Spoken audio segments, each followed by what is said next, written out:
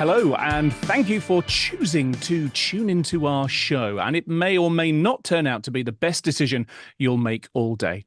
And that, of course, is what we're talking about today, choices and decisions. Now, it's estimated that adults make in the region of 35,000 decisions every day. Cornell University believes we make 226 decisions per day simply about our food. I think that might be undercooking it a bit, to be honest with you. But anyway, not all the choices we make on a given day will turn out to be the best ones. Some decisions might be misjudged or based upon incorrect assumptions or information. Others might be careless or lazy. Tiredness, decision fatigue can all influence how we respond to the choices that are put before us. And of course, sometimes bad actors might even be trying to engineer our responses. Of course, deciding whether to spread peanut butter or Marmite on your toast at breakfast is one type of decision that may or may not ruin your day. The correct choice is both, by the way. However, split-second choices about whether or not to click on a link in an email or share a spreadsheet on Dropbox, well, these decisions could have enormous consequences for us as individuals or indeed the organizations that we work for. So, what strategies can those responsible for keeping an organization safe, secure, and compliant, what strategies can they put in place to ensure that the thousands of decisions that each of their staff make every single day are the best decisions? And how is it possible to effectively influence or nudge workforce behaviors to reduce the risk of poor choices? Well, joining me today, and I should add, not by choice, we literally had to twist his arm to be here, is, as always, Meta Compliance Chief Evangelist and author of Cybersecurity Awareness for Dummies. It's Robbie O'Brien. Hello, Robbie. Hi, David. It's always a pleasure to be here. You know, the bad actors use behavioral science all the time in social engineering. So I think it's really important for us to fight fire with fire and make more meaningful connections for people with the threats that they're being faced all the time. Anyway, looking forward to today's discussion. Well, our special guest today, and maybe an expert in fighting fire with fire, let's see, author of Humanizing Rules, founder of Human Risk, and an expert in behavioral science, ethics, and compliance, it's Christian Hunt. Hello, Christian. Great to meet you. Hello. Thank you so much for having me. Pleasure to be here. So, Christian, start us off. Tell us about your journey so far in this space, because I know you've worked on, well, both sides of the fence, on the regulator side and indeed on the corporate side as well. And if I understand it right, the role that you have right now is perhaps informed by and can inform both sides of that fence. Yeah, you're quite right. I had a very unusual experience. And I always have to say this because I come at what I do now through bitter personal experience in some cases, but also joyous personal experiences. And that's really formed where I'm at now. And that experience was, I was at the financial services regulator in the UK. So there was one single regulator that then got broken up post the crisis. And I joined them in supervision, which meant I was looking after foreign banks in the UK, making sure that they were doing the things we wanted them to do, not do the things that we didn't. And there was one particular firm that got onto my radar. And as your viewers will know, anytime a firm is on a regulator's radar, it's not because they're doing a stellar job. So UBS had all sorts of issues, including a rogue trader, a number of other challenges that I had to manage from the regulatory side. And they broke the regulator up. I joined the Bank of England, where my part of the regulator went, became COO, and then realized that I wasn't cut out to be a central banker. So I did something that you're allowed to do in the UK, but many countries won't allow you to do, which is to jump onto the other side of the fence. And the idea of allowing that in the UK is to bring regulatory experience out into the wide world, and also to bring the firms into the regulator, so you have a regular exchange between the two. And so I ended up with a very unusual position of eating my own regulatory cooking. In other words, I had to implement a lot of the things that I had imposed on the firm. And so I started to realize, back to the food conversation that you started us off with, I started to realize that the regulatory cooking that I had imposed didn't always taste the way I'd intended as a regulator. And I started to recognize, and this wasn't a criticism of UBS, this was a general issue across the sector, and I think across all industries, I'm increasingly realizing in that we don't necessarily think about the people that are at the end of these things. So if we think about things like compliance or risk, there is a very, very strong human component to those things.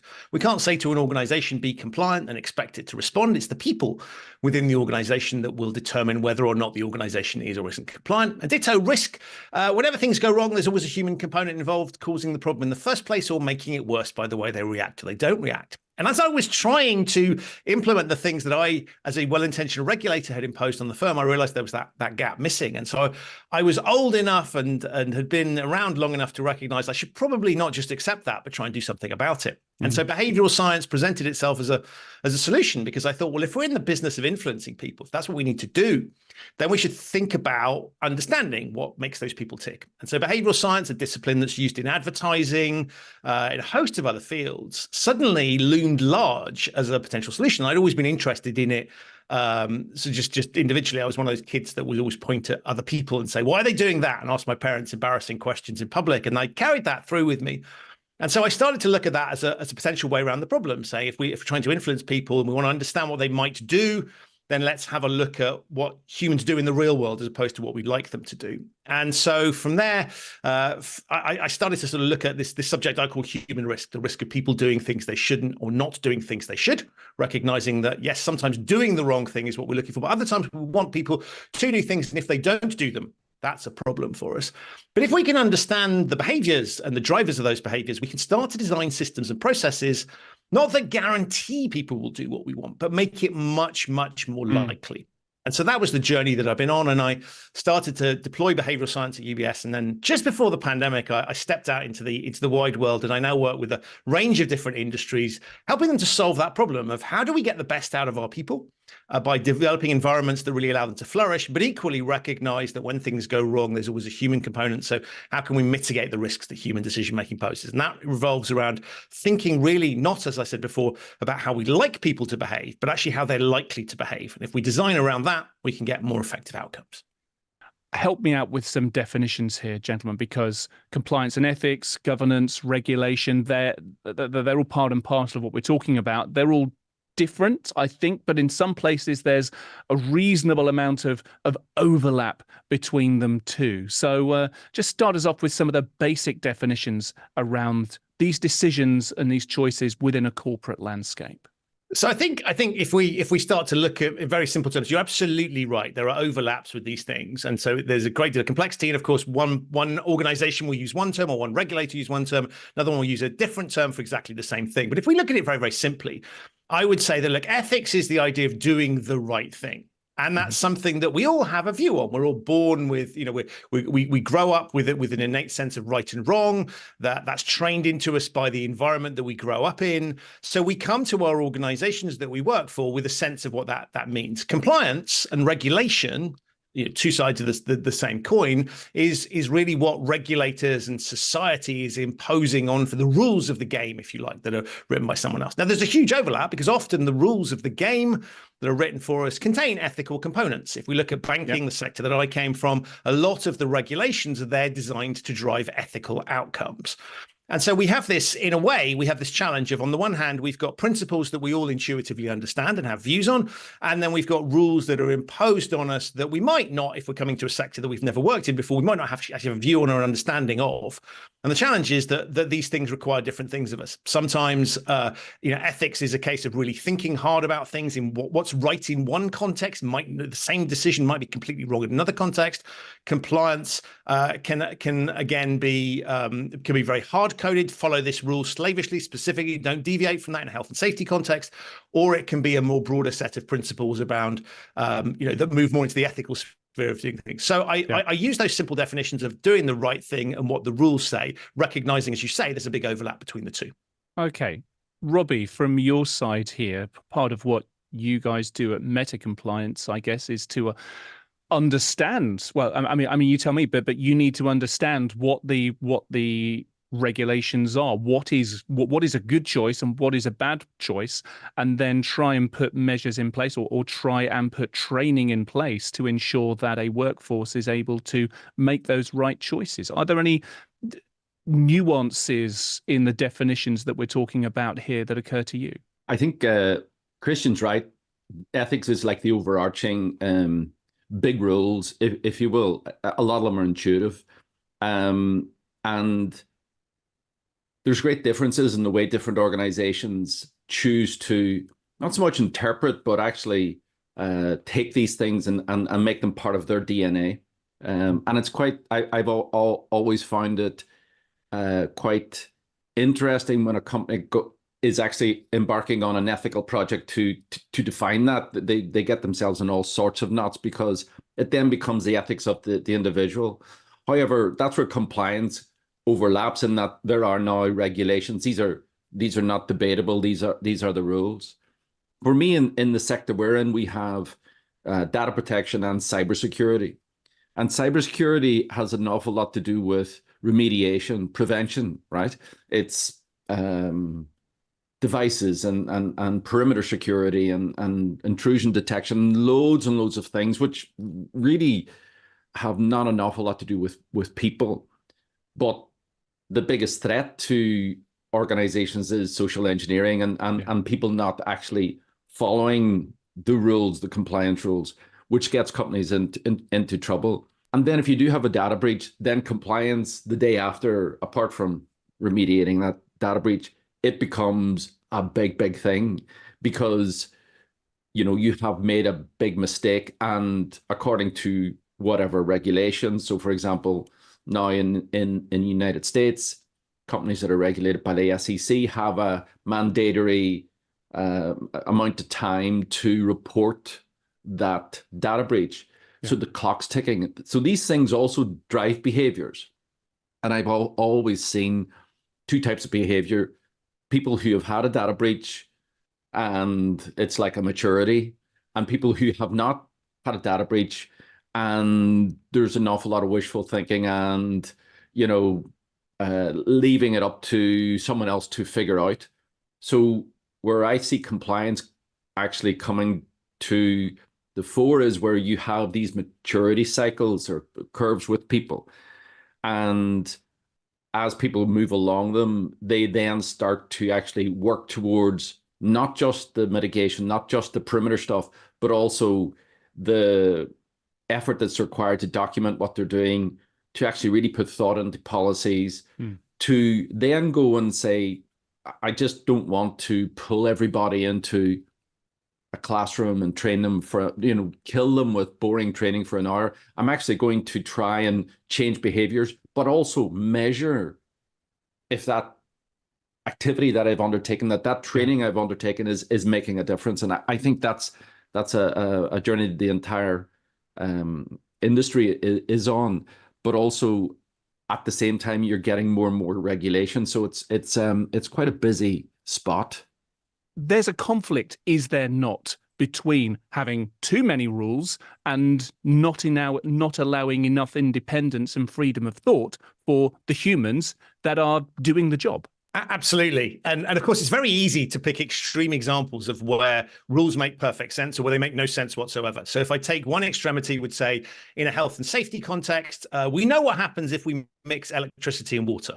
Yeah. Right? Very, very dangerous. So we can write very clear rules about what people should or shouldn't do in context where those two things are, because we know exactly what will happen and we can predict that. And so we can tichtly define that, and we can have a set of rules that we want people under all circumstances to slavishly follow, because the environment, you know, will always behave in that particular way. And so we know what the risks are. If we go to the other end of the spectrum and we take a creative industry where we've hired people to entertain us, to do interesting things, we perhaps don't want to constrain them at all.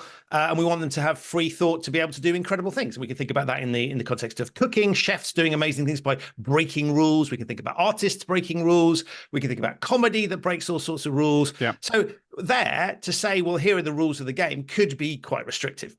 And so, and everything else, of course, falls somewhere in between the two things. And what makes it even more challenging is that there may be certain things which under certain circumstances you can predict, and you do want people to slavishly follow rules. And that same thing in a different context, you might not want them to. And so that's what we've got to look at. And so the challenge is we're not dealing often with one thing. There are going to be times where we want to almost treat employees like small children. Just do this. Do not deviate from this course. Do exactly what you're told. No questions asked. There are going to be other times where we say, well, use your initiative. And the moment you say use your initiative, of course, that's open to all sorts of potential. But that's sometimes the right answer, because if we miscodify, if we haven't thought about a particular outcome, we've all seen examples of people slavishly following rules and processes and getting completely the wrong outcome. And so the challenge is balancing these things. And I think often the relationship between employer and employee, and even governments and citizens, sometimes veers one way or the other, where you don't have enough rules where frankly you should have them, but equally sometimes you're overly controlling. And so one of the things that I try to do to people is to say, if you want to recognize the challenge here, think about situations, nothing to do with work. Think about situations that you've been in where you can start to see these dynamics applying. Now, those will be no different if you're in an employment situation. And so if we recognize that this is a complex problem, yes, it makes life harder for us, but actually we're recognizing the realities of the human condition and the world that we live in. And of course, as you pointed out, the world isn't getting any simpler. There are more complex issues out there, greater uncertainty in many respects. And so these dynamics aren't going to get any easier in many respects. They're going to get more complicated.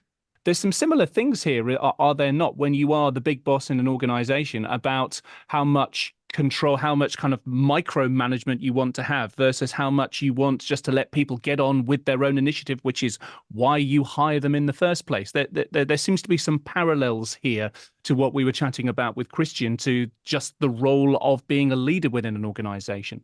I think that's one of the key metrics, key drivers of whether an organization is mature, has moved forward, where the leader actually recognizes that these digital threats plus these compliance obligations are real, and they have real validity within the business mix. They should be seen as a business risk and not a technical risk, all those sort of things. Interestingly, we did a recent survey online asking sort of the audience who is responsible, who carries the can in the event of a data breach. And I thought that people would say, well, the person that caused the data breach, right? But overwhelmingly, the person who's by 50%, it was the CEO, and the next person was the CISO, and the last person that people we all blamed was the poor Joe that actually clicked to the link and so on and so forth. So what you're trying to do, I think, is you're trying to get people to critically think. Just stop. Should I do? Just take that sort of 10-second gap actually is the biggest impact on whether things happen. But as a leader, I think the best thing you can do is empower the people responsible and show the way and be the face of it, be front and center. The difference that we've seen where a CEO does a piece to camera to his staff saying, this stuff's coming in your direction. It's really important for us because of this. Really appreciate if you take it seriously. And then the stuff happens. But typically because he starts it and he sets the bar high, what comes after it from a delivery to the user is typically much more thought through, because he's in the background and he might check your work, as opposed to if he has no interest, laissez-faire. What you typically go out is stuff that's old, boring, and deeply annoying to the users. What kind of things can one try to do to achieve this balance of rules versus individual responsibility that is healthy, both for the organization and indeed for the individuals that work within that organization? It's a balance. It's going to be difficult to get it right. What sort of things can you do to try and set the mood, to try and set the direction, to create something that is going to work for people and work for the organization too? Christian? There is a presumption, something I call the employment contract fallacy. And when I say the employment contract fallacy, what I mean by that is that we can we presume that because we employ people, we can tell them what to do. And that's legally correct. Right? We have certain rights. People sign a contract. We have certain rights as employers to tell our employees what to do.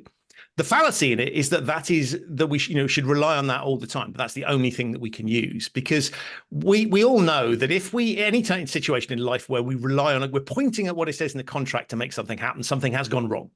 Yeah. And so my point around the employment contract fallacy is not to say that employers shouldn't tell their employees what to do, but to think about, well, actually, when do I want to do that? When is it absolutely critical that I'm just going to tell them what to do and expect them to do it? And when actually do I want to think about other techniques and methods that I might want to use? And the way you can make that determination is to look at things from the employee's perspective and recognize, what does this feel like for them to go through it? So do they understand the basis on which you're telling them to do something? Do they think it's reasonable? Is it easy for them to do?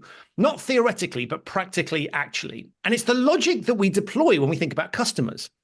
We often look at the customer experience and the journey that they go on. And is that as effortless and simple as possible? Does this feel like a good place to be? Because we know that if we don't do that, customers will ultimately walk if they're not enjoying the relationship that they have with us and they have alternatives. And the same is true of employees, but we often don't think in those terms. And the thing that I think is often forgotten is that we often don't consider the fact that employees are sentient. So when we tell them to do something, when we communicate with them, they'll have a view on that. They will react, in the same way that we all do. When people try and sell us things or people tell us to do things, we react accordingly. And so recognizing that we have hired sentient beings to work in our organization, we should expect them to take a view on it. Let's think about what that might be. And then we can either design around it, or we can say there's nothing we can do about that. That poses a greater risk. We may need to bring other things to bear here. This is the behavioral science piece, isn't it? This is when we start looking at this not just as this is a tactic, this is a strategy to try and understand our workforce and how they might respond, but it starts to become an actual science, doesn't it? Yes, and I think that the science bit's important. I'm not asking everybody to get very techie with these things, but what I'm pointing out in the use of the word science, and what I think is powerful, is that whenever we ask people or tell people to do something, that is an attempt to influence their decision-making and therefore their behavior. And what is interesting is other contexts where people are doing the same thing. So advertising would be the most obvious example. They recognize the experimental nature of it. So you wouldn't launch an advertising campaign, spend millions on something if you didn't have some idea that this was likely to be successful. So how do they do that? They test things out. If you launch an ad campaign and it doesn't work, you pull the ad campaign pretty quickly because you don't want to keep going down a path that's full. That same logic is often not deployed in a compliance risk type environment where we just assume that we've got it right. And so what I think is important for people to do is to recognize that every single thing we're doing is experimental. And so we should look at it and say, why do we think this particular approach is likely to succeed? And if we don't, then we shouldn't be doing it. But let's assume that we do. Then let's monitor and make sure that's effective. And of course, monitoring it is another challenging exercise, because how do you monitor, for example, that training is effective? Because of course, if you say to people, was that training useful? They will think, well, if I say no, I might get more training. That sounds awful. So of course I will say yes. I'll give the answer. So we have to be careful that we don't just survey people and take that at face value. But there is some value into saying to people, did you understand that?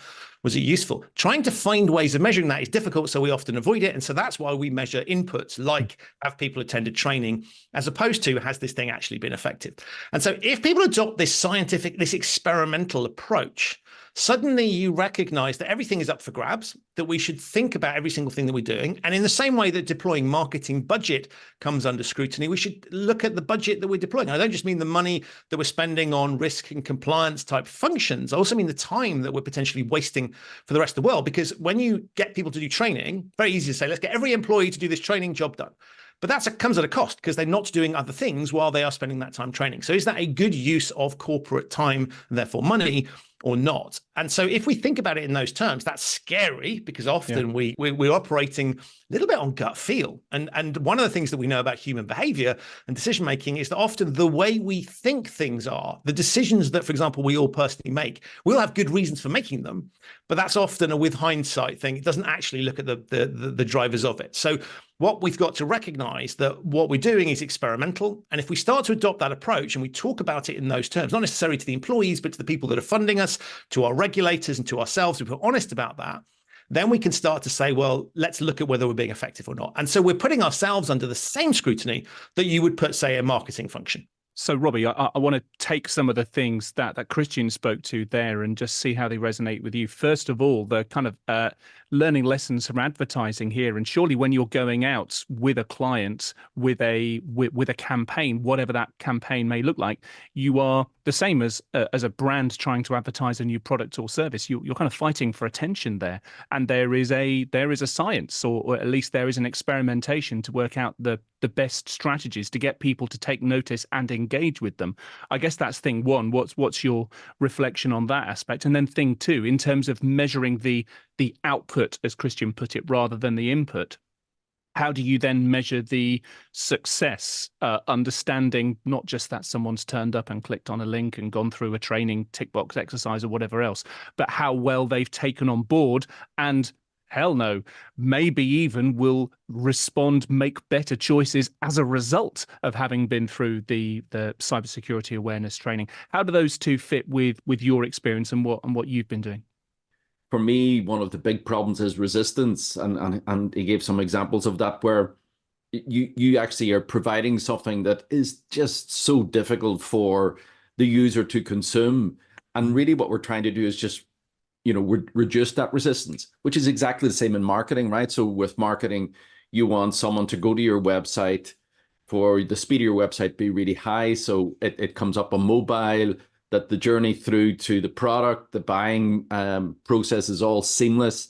And like the poster child for that is Amazon. You can have a desire and have it fulfilled within a couple of hours. It's amazing. So we're a long way off that in the educational space. What I have seen in terms of campaigns fail, and it's to Christian's point, it's personal bias in the person putting the campaign out. So the person putting the campaign out has a particular view. They're a particular political leaning. They're a particular view on life. They have ideology, whatever. And so you will find that the content that is going out reflects maybe what that person is doing. And again, if that's going out into different cultures, different parts of the world, it can be absolutely dead on arrival, because no one ever really thought that people in the receiving end require these particular parameters to be set. And my last point on the measurement, I really do think engagement, or how many people took the course, is still a very, very good metric, because in my experience, it can be in government. It can be single digit adoption, as in they send out a course, tick a box, we sent out the course, and maybe like 9%, 5% of the overall population has taken it, right? That's a failure. 30% is a failure. 50% is a failure. And once we get to 50% and above, you see that you now are into the upper quartiles of people who have effective campaigns. Christian, in your BS conversations, and of course I mean behavioral science, not the other type of BS. You as you said already, consultancy, training, interventions, as excellent as I'm sure they are, perhaps it might be unrealistic to expect everybody to become a behavioral science expert. You tell me, maybe you are so good at this that you can plant those seeds. But how do you get people on board, I guess? Just thinking back to maybe the starting point with one of your interventions, how do you get people on board with behavioral science and its potential impact on an organization from a compliance point of view? And what kind of strategies and behaviors do you try and encourage and leave with your clients, so those seeds that you're planting can indeed grow and flourish on their own? So I think the first thing to say is that no, I am not trying to turn everybody into an expert on behavioral science. That's not the objective. But there's an interesting comparator there, which is if you are working in a compliance or risk function, you're also not trying to turn your population into experts in your subject matter. So compliance officers are not trying, or they shouldn't be trying, to make everybody in the organization into mini versions of themselves. The objective of a compliance function or any other risk function is to put people who are doing another job, who frankly are probably not interested in risk or compliance, because if they were, they'd be working in that function. They're interested in doing whatever their day job is, to do that in a compliantly and in a manner that mitigates the risks that role poses. And so again, what I'm doing is the same thing, but for the people working in the risk function, to say what I'm trying to do is to give you enough skills to be able to bring this to bear on what you do on a day-to-day basis. So it's absolutely not about converting everybody to a high technical level. It's about giving them enough of an awareness. What I think is interesting is that people often think about it as, well, we're bringing behavioral science in now, so this is a whole new thing. But actually what you're doing already contains elements of behavioral science. You just don't think of it in those terms. You are already presenting information in a particular way. You've already designed your programs with incentives, disincentives. So you're not, this is not blank sheet of paper territory. You're already framing things in a particular way. You've already got subtleties and hidden messages in the way that you communicate things. You talked about a senior person turning up at the beginning of a session. If that senior person turns up and it sort of does something like, we're here today for a very important session on, what does this say? Anyway, enjoy the session. It's really important. You pay attention. I've got other things to do. Then that's, we've had a senior person introduce it, but we know that's been incredibly, in fact, it's been counterproductive because it sent a signal it's not important. So all of the things that we do, both in the ways that we communicate, the way we structure things, the design of controls already has behavioral science built in. It just might not be the most effective way of doing it. And what I'm saying to people is recognize the challenge that you've got of persuading and influencing people so that we influence their decision-making and their behaviors. And then you can start to look at the way you do it and say, are we doing it effectively? And in most cases, some things will work brilliantly and do exactly what you think they do. There'll be other things that just don't. And so what I'm saying is have a look at your entire program and recognize there's probably some low-hanging fruit there that you can start with, where you can look at things slightly differently. How can we do that? Well, then I come back to what I said before, which was I like this concept of compliance in the wild. We all go through situations in our day-to-day lives. That might be taking public transport. That might be going to the supermarket. That might just be walking down the street, watching adverts. We're all in situations where people are trying to influence us, where there are rules that we are being asked to comply with, subtle attempts to get us to do the right thing that we either love or we don't like, some we may not even notice. And the most effective ones are things that we don't even notice are happening. And so I love to look at examples of compliance in the wild and say, is there another instance where somebody has solved this exact problem? It might be called something different. It might be in a completely different context. I look at, for example, how Starbucks sells us coffee, or how cinemas sell us popcorn, or how the supermarket, duty-free shops in airports, great example where we're forced to walk through the duty, quite annoying as a passenger. But they can do that, and therefore that obviously increases sales. Those touch screens in McDonald's, that increases sales for a variety of reasons. We can think about why that is. Now, I know that the majority of people watching this are not in the fast food business. You're not trying to sell duty-free products, but the people that you're trying to influence are susceptible to these things in other environments. And so if we can see a read across, now sometimes that'll be, we want to copy exactly what they've done. That looks great. Other times we'll go, oh, I don't know, we shouldn't be doing that. And if you start to look at what you're doing versus what else happens elsewhere, recognizing that different contexts are different, you might spot that quite a few of the techniques that you use, you wouldn't deploy in other contexts. And so I would then say, well, ask yourself why, because maybe you've done something that is theoretically good or that looks good on paper, but isn't actually delivering what you want. And so this idea of looking for compliance in the wild and clocking things going on around us as an inspiration for how we might bring creativity and behavioral science to solving the problems that we have. Compliance in the wild. Robbie, are there any examples? And I love this because it makes it very tangible, very relatable. And, we're all humans going about our daily lives, and whether it's in the workplace or whether it's at the airport or at the supermarket or whatever, there are lots of different things from a health and safety point of view, perhaps, as well as from a retail point of view, that are trying to steer us in a particular direction. Are there any other examples, Robbie, you can think of this compliance in the wild in action? So I like that idea of taking ideas from other industries, and I think marketing is one that is particularly applicable here, because we're talking about corporate communication with end users. Customer journeys really fits in, but also I think multimedias and different types of media where you're getting the same message, where from a marketing perspective, you're trying to get the concept of who are these guys, are everywhere, everybody's using them, people like me should be using this, and so therefore my behaviors follow on that. I mean, that's a nirvana for awareness, right? But at the same time, I think where you can personalize the messages that you have to that individual, because we're living in a Spotify era, right? I have my playlists, the music I like, and you guys have your playlists. And once we all get the same vanilla, very low effort type stuff, we treat it accordingly. It's like, it is like a public broadcast, but where you have points where the message is being repeated in different ways, where it's consistent, it's engaging. You're using creative mechanisms to get your point across. So ideally what you would do is have the same level of effort on trying to get people to participate in these mitigations as you would in terms of marketing to your customers. That's not where we're at the minute. I think Christian's right. We're using a lot of the things already, maybe a bit more joined up.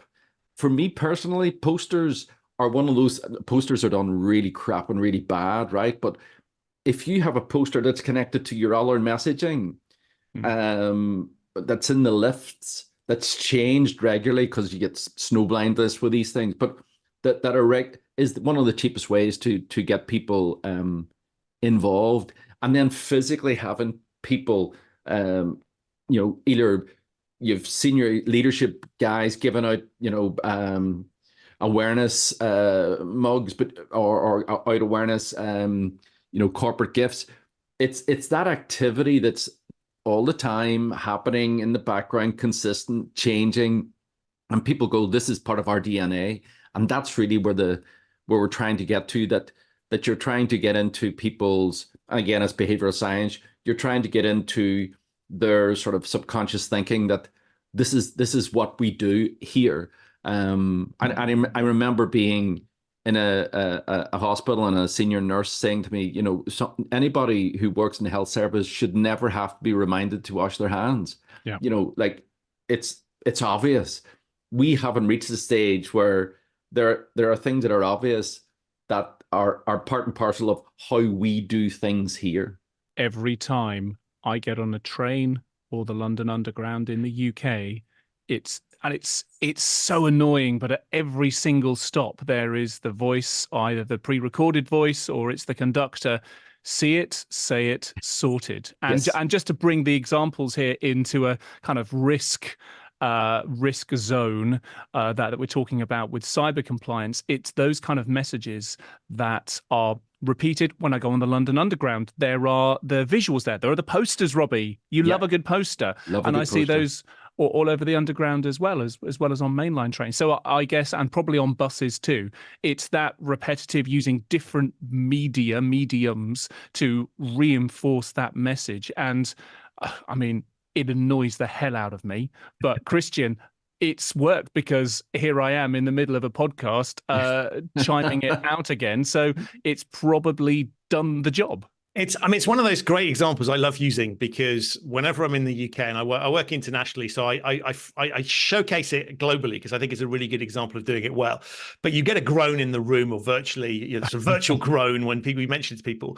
But it's actually very, very clever, because if we just deconstruct, see it, say it, sorted, and for anybody watching this outside the UK, this is the message that if you come across something, typically on public transport, but anywhere, report it to the authorities and they will do something. It tells you how to report things. But what's clever about the message, one is it's memorable, but two is the psychology behind it, because it's not see it, say it, sort it. It's see it, say it, sorted. In other words, if you see something, you say something, and we will sort it.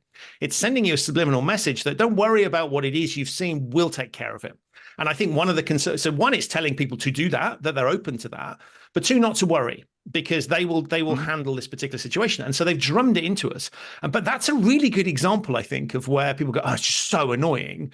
It's worked. It's like a jingle, it's like the McDonald's jingle that we all know. I'm not going to sing it for you, don't worry. These things get into our brains. And I think that's a really, really good illustration. So I'm not suggesting any of this stuff is always about making people like things. It is about saying what is effective. Now, ideally, you do it in a way they wouldn't even notice. And some of the best things, some of the best campaigns that we see out there are subtle things that we just pick up and that somehow influence us, and we're not even aware it's happening.